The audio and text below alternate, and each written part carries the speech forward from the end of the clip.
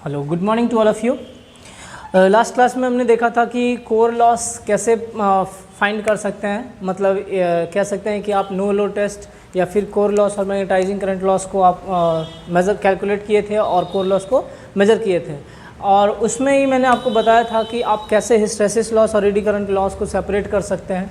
ठीक है, उसमें आपको एक और मेथड मैंने बताया था कि आप कैसे एक्यूरेट कोर लॉस को कैलकुलेट कर सकते हैं। हालांकि डायरेक्ट मेजरमेंट नहीं है एक्यूरेट करने के लिए, तो आप कैसे कैलकुलेट कर सकते हैं ये भी मैंने बताया था। तो आज उसी पे हम लोग एक न्यूमेरिकल्स को देखते हैं कि क्या वाकई में हम लोग हिस्टैरिसीस लॉस और कोर लॉस को अलग कर पा रहे हैं कि नहीं है। ठीक है, तो उसी पे एक क्वेश्चन है, उस क्वेश्चन को देखिएगा। ठीक है, क्वेश्चन कह रहा है कि इन ए ट्रांसफार्मर में कोर लॉस, ये जो कोर लॉस है आपका, core loss is found 52 watt. ठीक है, core loss is found 52 watt at 40 hertz. जब आप 40 हर्ट्ज इस्तेमाल कर रहे हैं या 40 हर्ट्ज फ्रीक्वेंसी पे ट्रांसफार्मर जो है 52 वाट कोर लॉस दे रहा है। इट मीन्स ऐसा कह रहे हैं कि जब आपका कोर लॉस जो है 52 वाट है या 52 वाट है 40 हर्ट्ज पे। ठीक है, फ्रीक्वेंसी कितना 40 हर्ट्ज पे। और दूसरा कह रहा है कि 90 वाट एट 60 हर्ट्ज। ठीक है, 90 वाट एट 60 हर्ट्ज। कि दूसरे केस में क्या है कि ट्रांसफार्मर का जब आप फ्रीक्वेंसी 60 हर्ट्ज ले रहे हो तो उस केस में आपका 90 वाट हो रहा है। ठीक है, उसके बाद measured eight same flux density. Flux density आपका क्या है, सेम है। ये भी मैंने आपको बताया था। फ्लक्स डेंसिटी कह लीजिए या फाई भी कह सकते हैं आप, कि फाई या फिर फ्लक्स डेंसिटी आपका सेम रहेगा। ठीक है, ये ऐसे प्रोपोर्शनल रह जाएगा आपका। ठीक, या आप ऐसे लिख सकते हैं इसको, B directly proportional to phi. ठीक है, यहाँ पे एरिया आपका क्या होगा, कांस्टेंट। तो आप ये कह रहे हैं कि या तो सेम फ्लक्स डेंसिटी कह लीजिए या सेम फाई कह लीजिए, दोनों आपका सिमिलर है, हालांकि दोनों अलग अलग है। अब कहता है कि find ED current loss, find ED current loss and hysteresis loss. ठीक है, तो इसमें आपको क्या है, ईडी करंट लॉस और हिस्टैरिसीस लॉस को फाइंड करना है। तो अब सारा डेटा आपको दिया हुआ है, आप उस हिसाब से आप आगे बना सकते हैं। ठीक है, तो आपके पास मैंने एक बताया था, फार्मूला बताया था आपका कि PC इक्वल टू आप क्या लिखे थे, AF प्लस BF का स्क्वायर। बोलिए, कुछ ऐसा लिखे थे आप। ठीक है, PC कह लीजिए या PI भी आप बोल सकते हैं। इसमें से ही हमने क्या किया था कि PC upon F equal to A plus BF किया था, कुछ ऐसा किया था सर। ठीक है, दोनों आप देख सकते हैं, दोनों आपका इस हिसाब से, ये भी सेम है, दोनों सेम है, बस कॉमन F को कॉमन लेके हमने क्या किया, इस साइड कर लिया। अब यहाँ पे क्या देखिए, A हमारा क्या है, कांस्टेंट है, और B हमारा क्या है, कांस्टेंट है। सवाल पे जाइए सर। सवाल में आपके पास दिया क्या क्या हुआ है। आप कह सकते हैं कि कोर लॉस आपका 40 हर्ट्ज पे 52 वाट दिया हुआ है और 60 हर्ट्ज पे 92 वाट दिया है। मतलब दो कोर लॉस दिया हुआ है एट डिफरेंट फ्रीक्वेंसी, और हमें क्या है कि 50 हर्ट्ज पे फाइंड करना है। यहाँ पे लिख लीजिएगा, लॉस एट 50 हर्ट्ज। ठीक है, इसको क्या है कि 50 हर्ट्ज पे फाइंड करना है। तो आगे अब क्या करेंगे सर, ध्यान दीजिएगा। सिर्फ मैं एक की बात कर रहा हूँ, 52 वाट की बात कर रहा हूँ। तो यहाँ इस इक्वेशन से चले तो यहाँ पे क्या हो जाएगा sir, 52 equal to A as it is रहेगा। फ्रीक्वेंसी कितना है सर, 40। यहाँ पे आप 40 कीजिए प्लस B इंटू 40 का क्या स्क्वायर। इसको आप क्या लिख सकते हो, 52/40 equal to A plus BF। बोलिए, इसको आप इक्वेशन 1 कर लीजिए या इक्वेशन 2 कर लीजिए। इसको इक्वेशन 1 कर लीजिए 1, इसको इक्वेशन 2, इसको इक्वेशन 3 कर लीजिए। चलिए, हो गया। तो अब देखिए यहाँ पे क्या है, 52/40 equal to A plus BF। अच्छा देखिए, ये F की जगह पे भी हमारा क्या हो जाएगा, 40 हो जाएगा, 40B। ठीक है, क्योंकि फ्रीक्वेंसी हम लोग कितना ले रहे हैं, 40। अच्छा, ये तीसरा हुआ। अब एक इसी की बात करें कि दूसरे केस में क्या दे रहा है कि 90 वाट दिया हुआ है। तो आप इसको क्या करेंगे सर, ये 90 हो गया। फिर से यहाँ A क्या रह गया, कांस्टेंट। F कितना है सर, F देख लीजिए। अच्छा, 60 दिया हुआ है sir, A into 60 plus B into 60 का स्क्वायर। ठीक है, तो इसको और क्या लिख सकते हैं आप सर, 90/60 बराबर A प्लस 60B। इक्वेशन 4 कर लीजिए सर। ठीक, ये चीज़ आपका हो गया, दो इक्वेशन आपको मिल गया। अब देखिए, यहाँ पे भी एक इक्वेशन मिल गया और यहाँ पे आपका एक इक्वेशन मिल गया। अब इसमें से करना क्या है सर, हमको क्वेश्चन बोल रहा है कि हम लोग को ईडी करंट लॉस चाहिए और हिस्टैरिसीस लॉस चाहिए कितना पे, 50 हर्ट्ज पे। सवाल से अगर देखा जाए तो ये आपका क्या था सर, हिस्टैरिसीस लॉस, और ये आपका क्या था, ED current loss. A F जो था क्या था, हिस्टैरिसीस लॉ। अब पिछला लेक्चर देखिएगा सर, उसमें मैंने बताया है दोनों को। क्यों इसको बोल रहा हूँ, चूँकि यहाँ पे आपका मैंने बोला था पी एच डायरेक्टली प्रोपोर्शनल होता है बी पे 1.6 और ये एफ, इसी को मैंने बोला था P F directly proportional to F, ऐसा कर दिया था। इसको मैंने बोला था P H equal to A F. देखिए ये हमारा क्या हो गया, हिस्टैरिसीस लॉस। ऐसा ही हमने क्या किया था कि P E directly proportional to B squared F square, कुछ इस तरह से किया था। इसी को मैं बोल रहा हूँ P E directly proportional to F square, कुछ इस तरह से। यहाँ पे इसको मैंने क्या किया, कांस्टेंट कर दिया, यहाँ पे इसको भी मैंने कांस्टेंट कर दिया। अब मैं कह रहा हूँ कि P E equal to A F square. बोलिए ये हो गया आपका क्या, ये हो गया हिस्टैरिसीस लॉस और ये क्या हो गया, ईडी करंट लॉस। अगर दोनों को ऐड कर दो आप, क्या मिल जाता है, पी एच प्लस पी। अगर ऐसा ऐड करते हो तो P C as it is रहेगा सर, और ये क्या हो जाएगा, A F plus B F square, कुछ इस तरह से हो जाएगा यही चीज़। तो इसलिए मैंने इसको क्या बोल रहा हूँ मैं, हिस्टैरिसीस लॉस, और इसको क्या बोल रहा हूँ, ईडी करंट लॉस। ठीक, ये हो गया क्या, हिस्टैरिसीस लॉस, और ये क्या हो गया, ईडी करंट लॉस। तो यहाँ इसके आगे क्या करना है आपको कि क्वेश्चन इक्वेशन 3 और इक्वेशन 4 को क्या करना है, सॉल्व करना है। अब ये आपका काम है सर, आप सॉल्व कीजिएगा इसको। जब सॉल्व कीजिएगा, यहाँ पे लिख लीजिए सर आप, ठीक है, इसको सॉल्व कीजिएगा आराम से। बाय सॉल्विंग इक्वेशन 3 एंड 4, जब आप इक्वेशन 3 और 4 को सॉल्व कीजिएगा सर, तो आपके पास क्या मिलेगा, ए का कुछ वैल्यू मिलेगा और बी का कुछ वैल्यू मिलेगा। बोलिए, ए का कुछ वैल्यू और बी का कुछ वैल्यू। ए का वैल्यू आपका कितना आ जाएगा, 0.5 और बी का 0.01। सॉल्व कीजिएगा कैल्सी का इस्तेमाल करके, आपके पास ए और बी दोनों मिल गया। अब फाइंड क्या करना है सर, आपके पास हिस्टैरिसीस लॉस और ईडी करंट लॉस। तो क्या करेंगे अब यहाँ पे, देखिए इसको, अब मैं इधर मिटा रहा हूँ सर।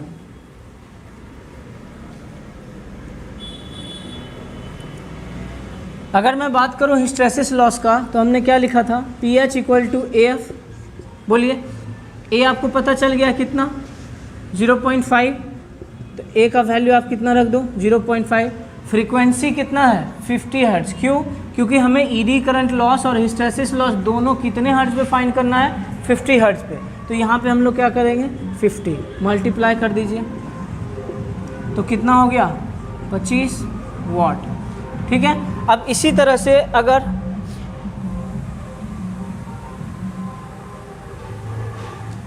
ये 0.9 होगा सर, ठीक है, सॉल्व कर लीजिएगा सर एक बार आप, 0.9 हो जाएगा यहाँ पे,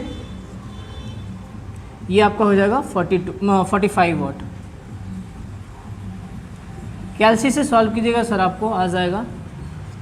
ठीक, अब यहाँ पे आपका उसी तरह से ईडी करंट लॉस की बात किया जाए, क्या हो जाएगा, ए एफ का स्क्वायर, बी एफ का स्क्वायर, सॉरी, ठीक है, बी एफ का स्क्वायर। बी कितना हो गया, 0.01 इंटू एफ क्या रह गया, फिर से सेम, तो यहाँ पे आप क्या कर दो, 50 का स्क्वायर। ये कितना आ जाएगा सर आपका, 25 वाट। ठीक है, तो ये आ गया क्या आपका हिस्ट्री। अब अगर मैं बोलूँ कि आप टोटल निकाल के देखिएगा, तब भी मैच करेगा सर। ये आपका हिस्टैरिसीस लॉस कितना हो गया, 45 वाट, और ईडी करंट लॉस कितना हो गया, 25 वाट।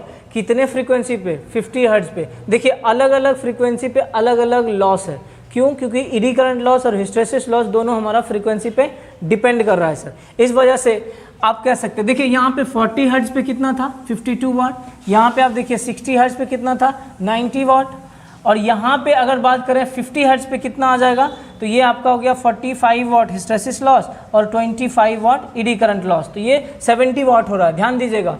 40 वाट पे 52, 60 पे 90। देखिए अब अगर 50 पे बात कर रहा हूँ तो डेफिनेटली 60 से क्या रहा होगा, कम रहा होगा।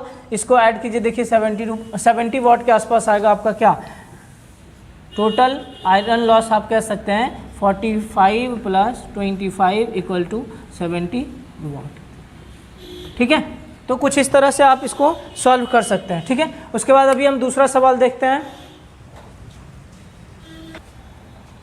देखिए अभी आप क्वेश्चन नंबर 2 सॉल्व करिए सर। ठीक है, क्वेश्चन नंबर 2 क्या है, उसको पढ़िए ध्यान से। कि एक ट्रांसफार्मर है, a transformer is connected to 2200 और कह सकते हो 2200 वोल्ट एट 40 हर्ट्ज सप्लाई।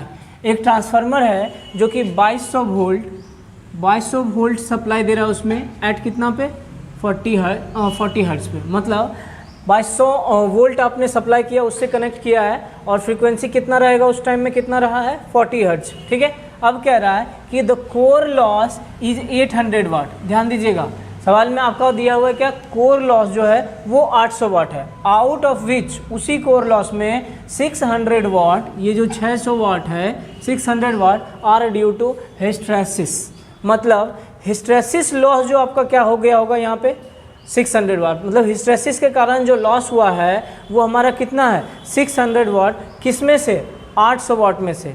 और कह रहा है कि and the remaining ED current loss, 600 वाट तो आपका हिस्टेरेसिस के कारण लॉस हुआ है, उसके अलावे जो बचा हुआ लॉस हो जाएगा वो किसके कारण हो जाएगा, ईडी करंट लॉस के कारण। तब कहता है कि find the core loss if the supply voltage and frequency are 3300 volt and 60 hertz. It means यहाँ से अगर आप डेटा लिखना चाहें तो आप क्या लिख सकते हैं सर, कि पीसी जो है आपका कितना है 800 वाट, ठीक है, हिस्टेरेसिस लॉस कितना है सर आपका 600 वाट, और इसी में मैं बोलूँ कि ईडी करंट लॉस कितना है सर, तो ये क्या हो जाएगा सर 200 वाट। लेकिन कितना फ्रीक्वेंसी पे है ये सब सर, यहाँ पे आप लिख दीजिए एट 40 हर्ट्ज, या आप सीधा से यहाँ पे आप कर लीजिए एफ क्या रहा है 40 हर्ट्ज। अब सवाल में पूछ क्या रहा है सर आपसे, फाइंड द कोर लॉस, तो मतलब PC2 कर लीजिए आप यहाँ पे, PC2 क्या है एट कितना फ्रीक्वेंसी पे 60 हर्ट्ज पे, ठीक है, यही है ना। Find the core loss if the supply voltage and frequency are 60 hertz, ठीक है, 60 हर्ट्ज पे आपको क्या करना है, कोर लॉस को फाइंड करना है। सिंपल है सर। अब ध्यान से देखिए आप कि इसके लिए हम कर क्या सकते हैं, आपके पास क्या है sir, PC equal to AF plus BF का स्क्वायर। बोलिए, कुछ इस तरह से आपके पास इक्वेशन है। अब ये PC क्या है सर 800 वाट, ध्यान से देखिए यहाँ पे आइए, PC कितना है सर 800 वाट। AF एक्चुअली में है क्या, हिस्टेरेसिस लॉस है या ईडी करंट लॉस है, तो AF जो है हिस्टेरेसिस लॉस है, ठीक है। तो ये आपका कितना हो जाएगा सर 600 वाट, ठीक है। बचा हुआ आपका कितना हो जाएगा 200 है ना, तो ये हो गया 200। कुछ इस तरह से हमारा 800 600 और ये देखिए इधर 800 हो गया, 600 प्लस 200 जोड़ के आप कर लीजिए। तो इससे आपको क्या पता चल रहा है सर, जब आप इसको इक्वेट करेंगे तो क्या हो जाएगा, यहाँ से मैं ऐसा बोल दूँ क्या, AF इक्वल टू 600 वाट, क्योंकि यही है आपका हिस्टेरेसिस लॉस, और ये हिस्टेरेसिस लॉस दिया कितना है सर 600 वाट, है ना। ये चीज़ आपका जो AF है वो आपका क्या है hysteresis loss.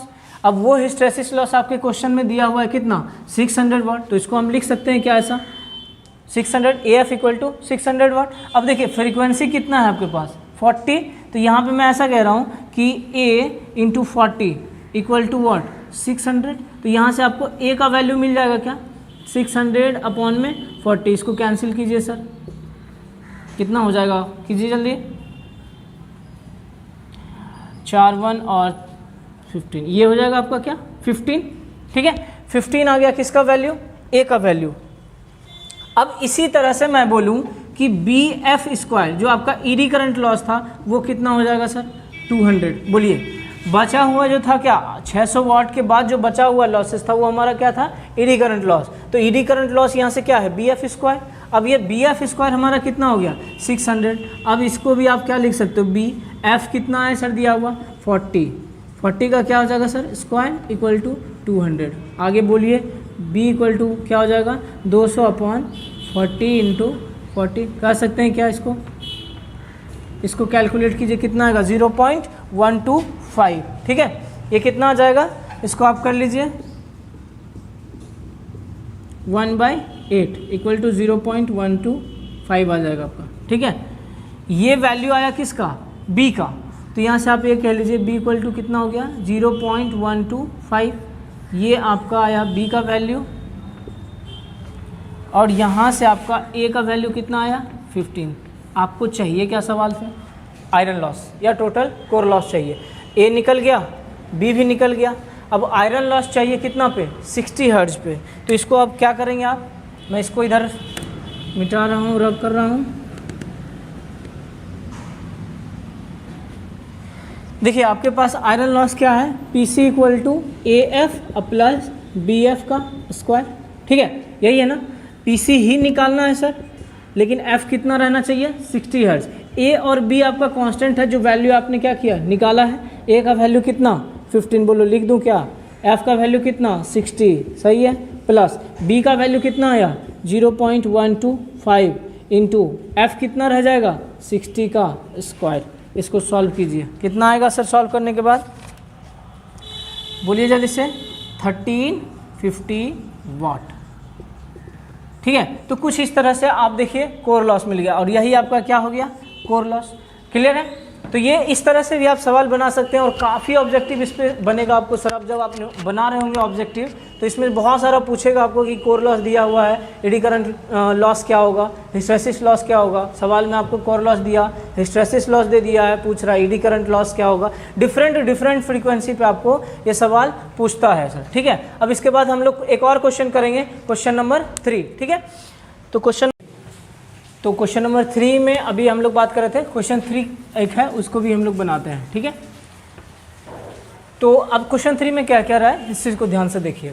In a power loss test है आपका, on a 10 kg specimen of sheet steel lamination. In a power loss test on a 10 kg specimen of sheet steel lamination. तो कोई ट्रांसफार्मर है, उस ट्रांसफार्मर में आपका कोर यूज किया हुआ है, और उस कोर का वेट टोटल कितना है, 10 kg है, ठीक है। 10 kg आपका कोर का लैमिनेशन है, और उस पर आपको क्या किया है कि पावर लॉस टेस्ट परफॉर्म किए हैं एट मैक्सिमम फ्लक्स डेंसिटी पे, ठीक है।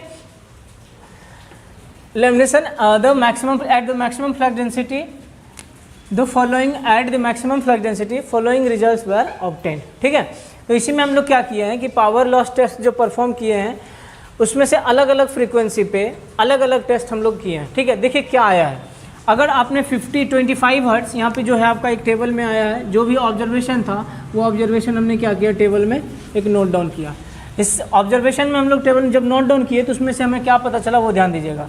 अगर आपके पास फ्रीक्वेंसी 25 हर्ट्ज था, तो आपका लॉसेज जो था कितना हुआ, 18.5 वाट। अब ये लॉसेस क्या होगा, सिर्फ कोर लॉस होगा सर, ठीक है, क्योंकि हम लोग कोर लॉस की ही बात कर रहे हैं। तो ये सिर्फ क्या होगा, कोर लॉस। तो जब आप 25 हर्ट्ज फ्रीक्वेंसी पे टेस्ट को परफॉर्म किए, तो आपके पास कितना लॉस मिला, 18.5। अब ठीक उसी तरह से अगर आप 40 हर्ट्ज पे, जब आप फ्रीक्वेंसी 40 हर्ट्ज लिए, तो उस टाइम में आपका लॉस कितना हुआ, 36 वाट। क्लियर। जब आप 50 हर्ट्ज लिए, तो उस टाइम में आपका लॉस कितना हुआ, 50 हर्ट्ज। अगर आप 60 हर्ट्ज लेते हैं, तो उस टाइम में आपका कितना होगा लॉस, 66 हर्ट्ज। और जब आप 80 हर्ट्ज फ्रीक्वेंसी लिए, तो आपका लॉसेस हो गया 104। अब ध्यान से देखिए कि अलग अलग फ्रीक्वेंसी पे अलग अलग लॉसेस भी आ रहा है सर, ठीक है। तो ये लॉसेस तो आपका टोटल लॉस है, total loss in the sense कहने का मतलब इस टेस्ट के लिए हमारा टोटल कोर लॉस, ठीक है।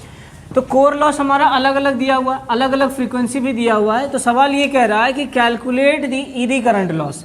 ईडी करंट लॉस को हमें क्या करना है, कैलकुलेट करना है per KG at a frequency of 50 hertz, ठीक है, at a frequency of 50 hertz. तो 50 हर्ट्ज फ्रीक्वेंसी पे हमें ईडी करंट लॉस चाहिए, सिर्फ ईडी करंट लॉस चाहिए पर केजी स्पेसिमेन, ठीक है। टोटल आपके पास स्पेसिमेन कितना है, 10 kg पर केजी। अगर करना होगा तो क्या करेंगे, जितना भी लॉसेस आएगा एडी करंट, उसको 10 से डिवाइड कर देंगे, पर केजी मिल जाएगा।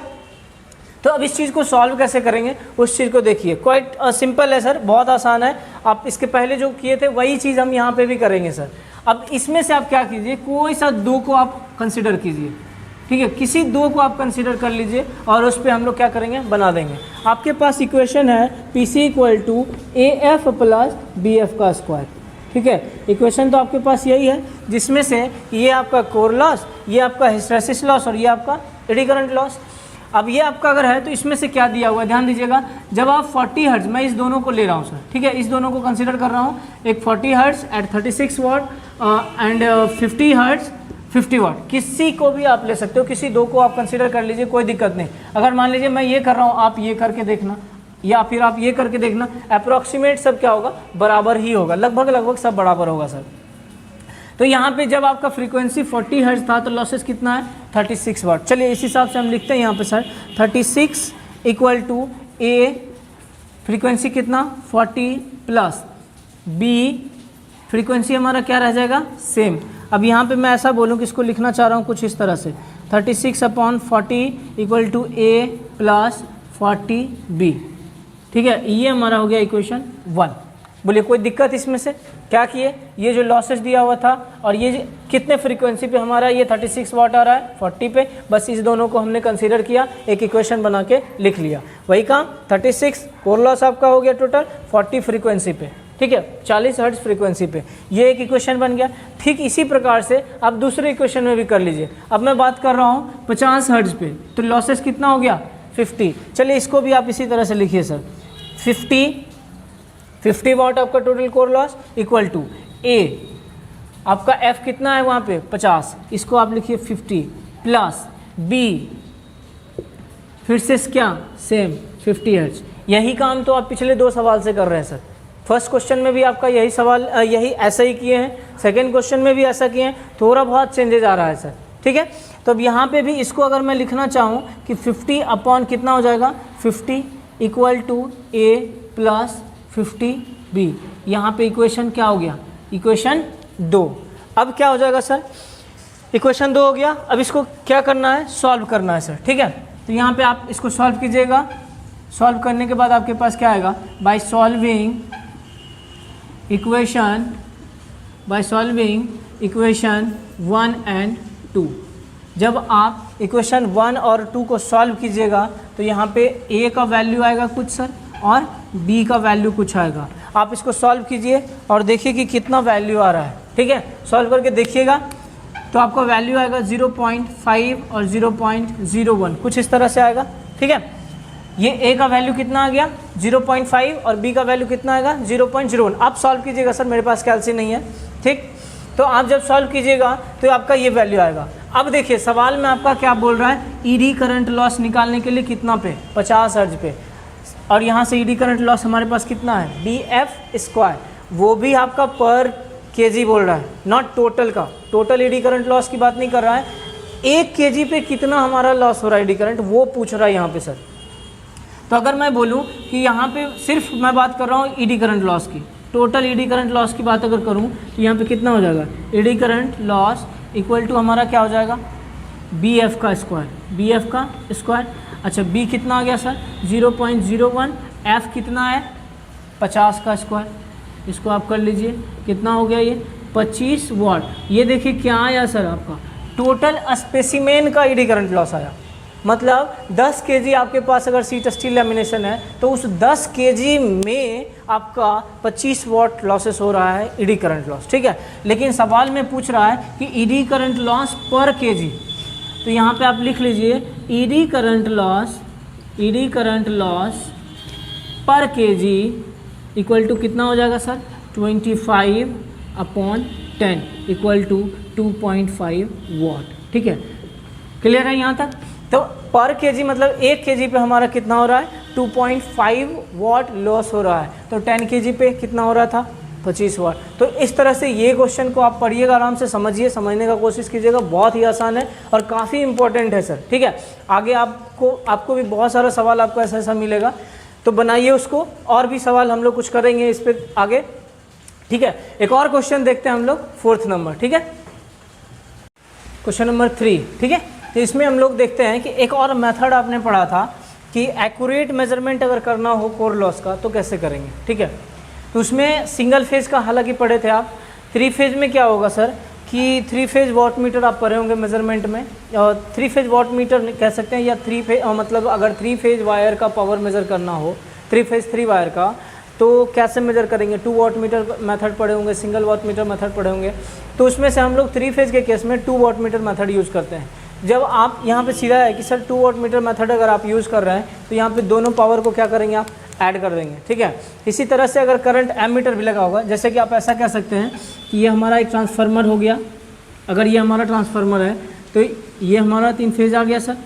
1 वाट मीटर आप यहाँ पे लगाएंगे, 1 वाट मीटर आप यहाँ पे लगाएंगे, कुछ इस तरह से आप समझिएगा, ठीक है।